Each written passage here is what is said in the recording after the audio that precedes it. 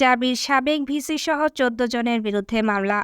গত ১৫ জুলাই রাতে বৈষম্য বিরোধী ছাত্র আন্দোলনকারীদের ওপর হামলার ঘটনায় জাহাঙ্গীরনগর বিশ্ববিদ্যালয়ের সাবেক উপাচার্য নুরুল আলম, শরীফ এনামুল কবির সহ ১৪ জনের নাম উল্লেখ করে আশুলিয়া থানায় একটি মামলা দায়ের করা হয়েছে। ১ অক্টোবর থেকে শ্রমিকদের ন্যায্য মূল্যে পণ্য দেবে সরকার। সরকার আগামী মাস থেকে ৪০ লাখ শ্রমিককে টিসিবির ন্যায্য মূল্যের পণ্য দেবে বলে জানিয়েছেন শ্রম ও কর্মসংস্থান উপদেষ্টা আসিফ মাহমুদ সজীব ভুঁইয়া। রোববার সচিবালয় শ্রমিক কল্যাণ ফাউন্ডেশনে গ্রামীণফোনের চেক গ্রহণ অনুষ্ঠানে একথা জানান তিনি। অনৈতিক কর্মকাণ্ডের অভিযোগে ভেঙে দেওয়া হলো বিএনপি ঢাকা উত্তর কমিটি। চাঁদাবাজি সহ অনৈতিক কর্মকাণ্ডের অভিযোগের প্রেক্ষাপটে বিএনপি ঢাকা মহানগর উত্তরের আহ্বায়ক কমিটি বিলুপ্ত করা হয়েছে বলে জানা গেছে। মাত্র ২.৫ মাসের ব্যবধানে এই কমিটি বিলুপ্ত করা হলো। সাবেক সমাজ কল্যাণমন্ত্রীর অনিয়ম তদন্তে কমিটি।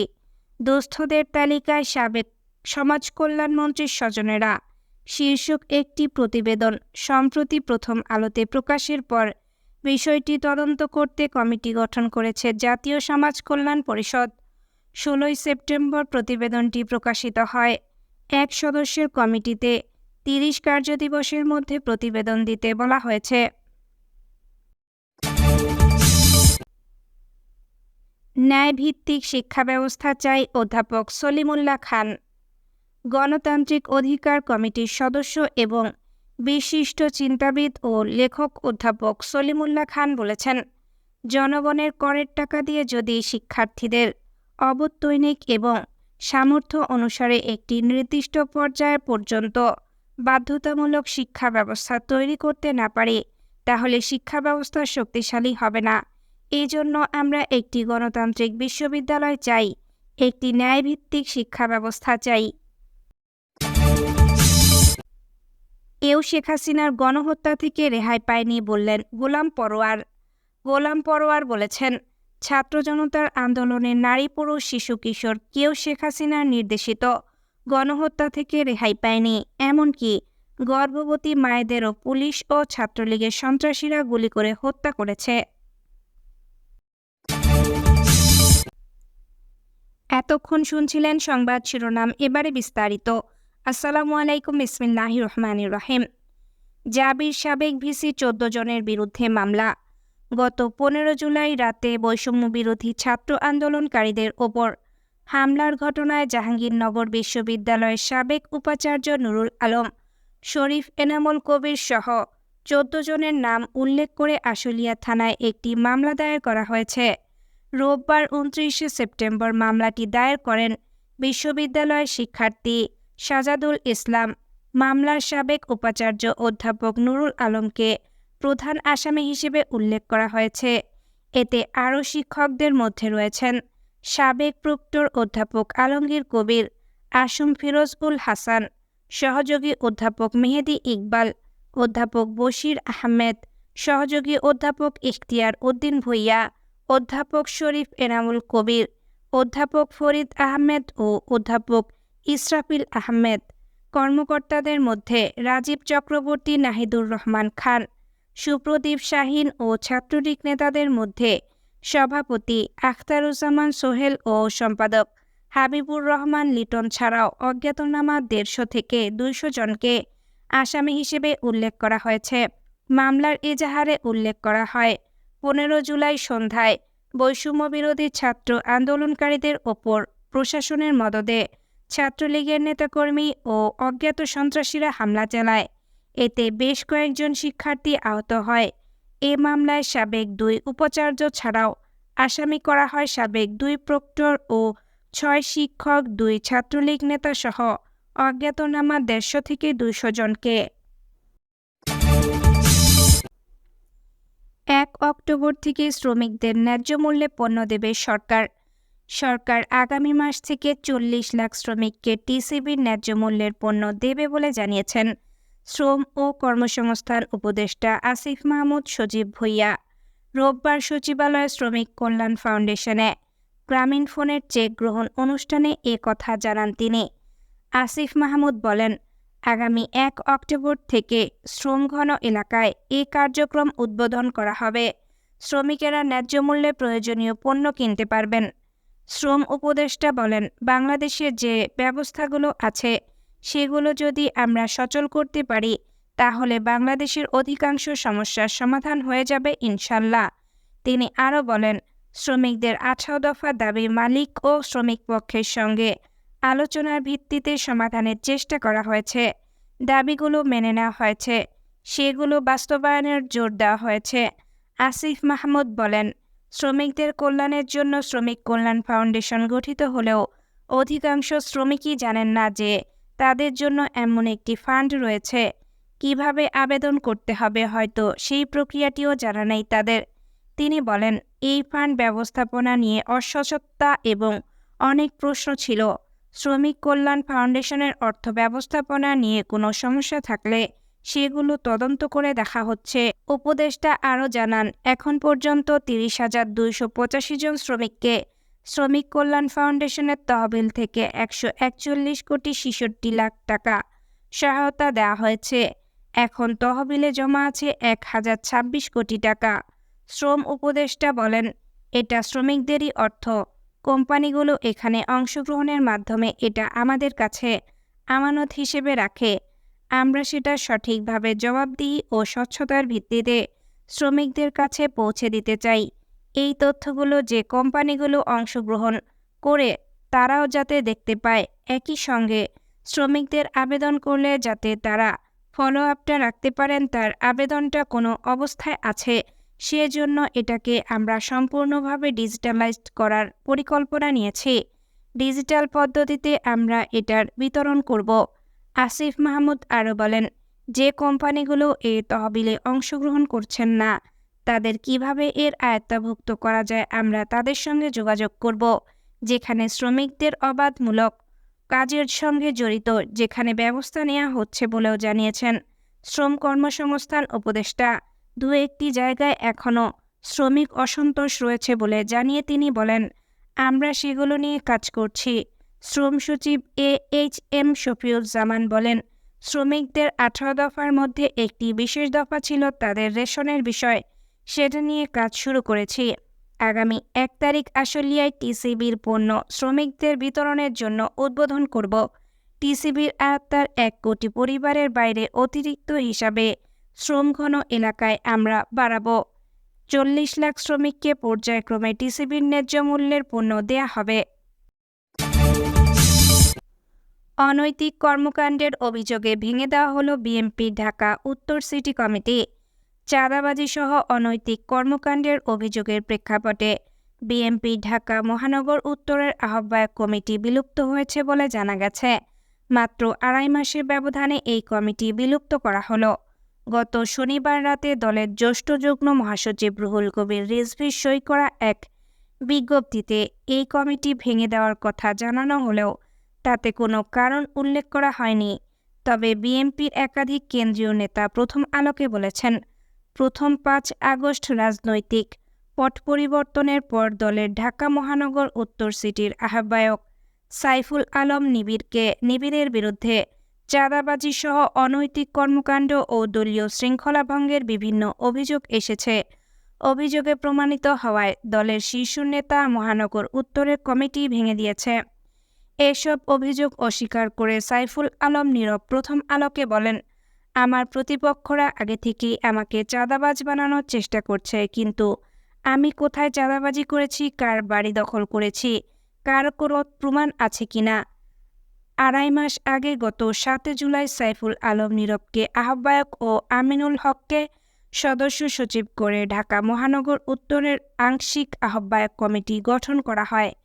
এখন সেই কমিটি ভেঙে দেওয়া হলো। কমিটি বিলুপ্ত করার বিষয়ে সাইফুল আলম বলেন, দল যে সিদ্ধান্ত নিয়েছে আমি সেটাকে সম্মান করি।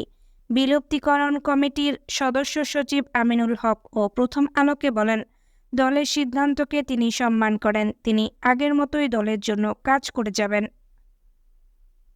খুলনায় বহিষ্কৃত ৪ নেতা দলীয় শৃঙ্খলা ভঙ্গ এবং দলের নীতি আদর্শ পরিপন্থী কর্মকাণ্ডের সাথে জড়িত থাকার সুনির্দিষ্ট অভিযোগ প্রমাণিত হওয়ায় খুলনায় বিএনপির 4 নেতাকে বহিষ্কার করা হয়েছে। সাবেক সমাজ কল্যাণ মন্ত্রীর অনিয়ম তদন্তে কমিটি। দুস্থদের তালিকায় সাবেক সমাজ কল্যাণ মন্ত্রীর স্বজনেরা। শীর্ষ একটি প্রতিবেদন সম্প্রতি প্রথম আলোতে প্রকাশের পর বিষয়টি তদন্ত করতে কমিটি গঠন করেছে জাতীয় সমাজ কল্যাণ পরিষদ। 16 সেপ্টেম্বর প্রতিবেদনটি প্রকাশিত হয়। 1 সদস্যের কমিটিতে 30 কার্যদিবসের মধ্যে প্রতিবেদন দিতে বলা হয়েছে। জাতীয় সমাজ কল্যাণ পরিষদের নির্বাহী সচিব শহীদুল ইসলাম কমিটি গঠনের জন্য চিঠি দেওয়ার বিষয়টি প্রথম আলোকে নিশ্চিত করেছেন। তিনি জানান, প্রথম আলোর প্রতিবেদন তাদের নজরে এসেছে। রোববার লালমনিরহাট জেলা সমাজসেবা কার্যালয়ের উপপরিচালক ও জেলা সমাজ কল্যাণ কমিটির সদস্য সচিব মোহাম্মদ মতিউর রহমানকে তদন্তে দায়িত্ব দিয়েছেন তিনি। চিঠিতে বলা হয়েছে, জাতীয় সমাজ কল্যাণ পরিষদ কর্তৃক 2021 থেকে 2022, 2022 থেকে 2023 ও 2023 থেকে 2024 অর্থবছরে লালমনিরহাট জেলার 1631 জনকে 2,50,52,92,000 টাকা বিশেষ অনুদান দেয়া হয়। অনুদানের অর্থ প্রকৃত উপভোগকারীরা প্রাপ্ত হচ্ছেন কিনা তা তদন্ত করে 30 কার্যদিবসের মধ্যে প্রতিবেদন জমা দিতে হবে। প্রথম আলোর 16 সেপ্টেম্বর প্রতিবেদনে আরও অনুদান দেওয়ার কথা উল্লেখ করা হয়েছিল। তাতে বলা হয়েছিল 2020 থেকে 21, 2021 থেকে 22 ও 2022 থেকে 23 অর্থবছরে লালমনিরহাট জেলার কালীগঞ্জ উপজেলা সমাজ কল্যাণ কমিটিতে 1,02,50,000 টাকা বরাদ্দ দেওয়া হয়েছিল। লালমনিরহাট জেলা সমাজ কল্যাণ কার্যালয়ের উপপরিচালক ও জেলা সমাজ কল্যাণ কমিটির সদস্য সচিব মোহাম্মদ মতিউর রহমান জাতীয় সমাজ কল্যাণ পরিষদের চিঠি পাওয়ার পর কথা প্রথম আলোকে নিশ্চিত করেছেন। এই দিকে সমাজ কল্যাণ পরিষদের বন্টন মাস্টার রেল সহ যাবতীয় নথিপত্র হারিয়ে গেছে উল্লেখ করে থানায় সাধারণ ডায়েরি করার ঘটনায় সংশ্লিষ্ট কর্মকর্তা ও অফিস সহকারীর কাছে ব্যাখ্যা চাওয়া হয়েছে। এ বিষয়ে কালীগঞ্জ উপজেলা সমাজসেবা কর্মকর্তা সুকান্ত সরকার প্রথম আলোকে জানান, জেলা সমাজসেবা কার্যালয়ের উপপরিচালকের লিখিত নির্দেশক্রমে তিনি 25 সেপ্টেম্বর সাবেক সমাজ কল্যাণ কর্মকর্তা আব্দুর রাজ্জাক ও সাবেক সহকারী অফিসার পারভিন বেগমকে চিঠি দিয়েছেন। তাদের 5 কার্যদিবসের মধ্যে লিখিতভাবে ব্যাখ্যা দিতে বলা হয়েছে। প্রসঙ্গত, সরকারি প্রতিষ্ঠান জাতীয় সমাজ কল্যাণ পরিষদ সমাজ মন্ত্রণালয়ের অধীনে কাজ করে। এই প্রতিষ্ঠান দুস্থ ও অসহায় ব্যক্তিদের চিকিৎসা, সন্তানের লেখাপড়ার খরচ ও গৃহ মেরামত বাবদ সহায়তা দেয়। প্রথম আলোর অনুসন্ধানে বেরিয়ে আসে, সাবেক সমাজ কল্যাণ মন্ত্রীর বোনের মেয়ে জামাই ও মন্ত্রীর শ্বশুরবাড়ির আত্মীয় স্বজনেরা এই অর্থ পেয়েছেন। অর্থ পাওয়া ব্যক্তিদের তালিকায় সাবেক সমাজ কল্যাণ মন্ত্রীর সহকারী একান্ত সচিব মিজানুর রহমানের শ্বশুর শাশুড়ি ও শ্যালকের নাম রয়েছে। ওই অনুদান দেওয়ার ক্ষেত্রে অনিয়মের আরও ঘটনা রয়েছে।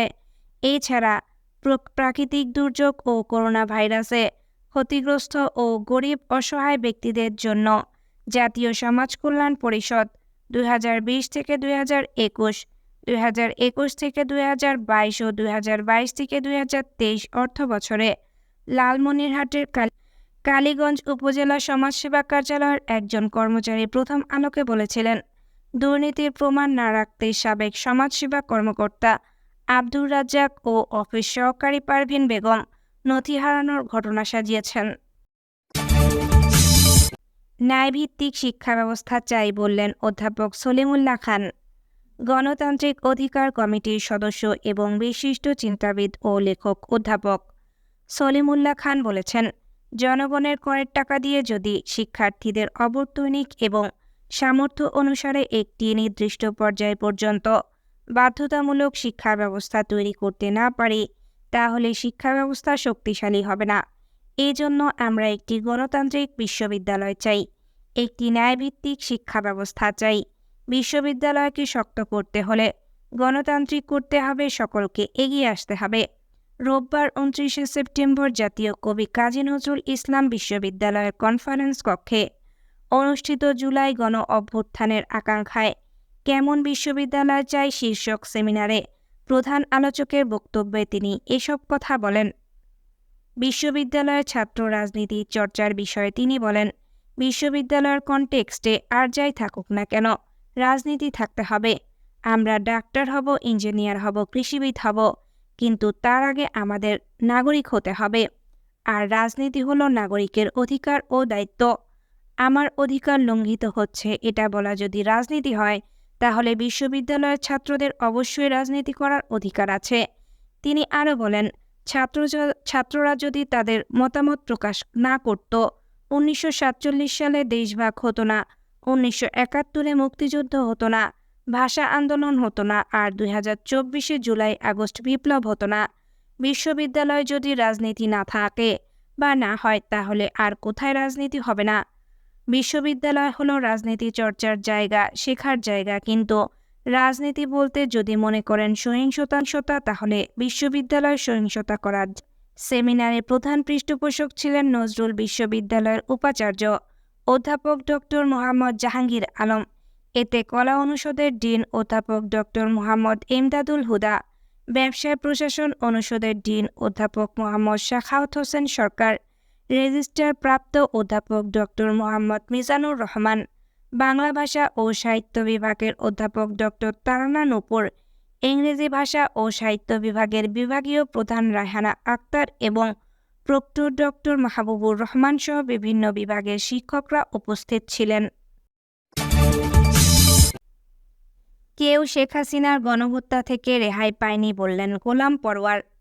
বাংলাদেশ জামাতে ইসলামের সেক্রেটারি জেনারেল সাবেক এমপি অধ্যাপক মিয়া গোলাম পরোয়ার বলেছেন, ছাত্র জনতার আন্দোলনে নারী, পুরুষ, শিশু, কিশোর কেউ শেখ হাসিনার নির্দেশিত গণহত্যা থেকে রেহাই পায়নি।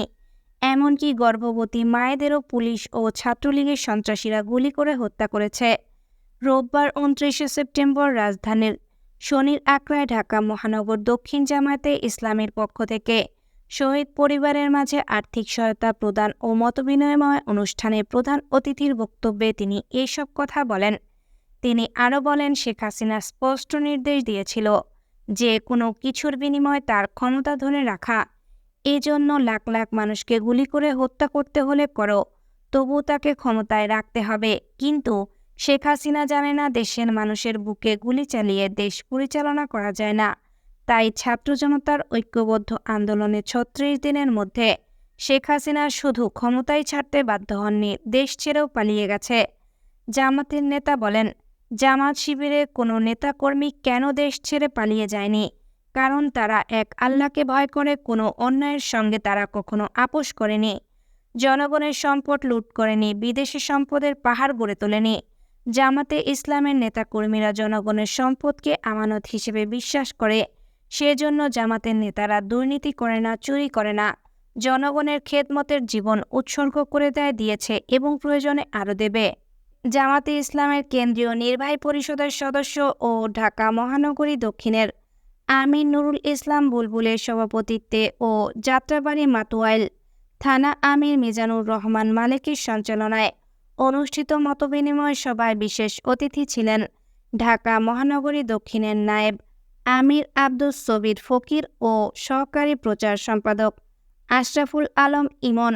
বক্তব্য দেন জামাতে ইসলামী যাত্রাবাড়ী থানা আমির মোহাম্মদ শাহজাহান খান, ডেমরা উত্তর থানা আমির মাওলানা মিজানুর রহমান, ডেমরা পশ্চিম থানা আমির মাওলানা বায়েজিদ হাসান, যাত্রাবাড়ী দক্ষিণ থানা আমির AK আজাদ প্রমুখ। মতবিনিময় সভা শেষে ছাত্র জনতা আন্দোলনের 17 জন শহীদের পরিবারকে 2 লাখ টাকা করে 34 লাখ টাকার আর্থিক সহায়তা প্রদান করেন।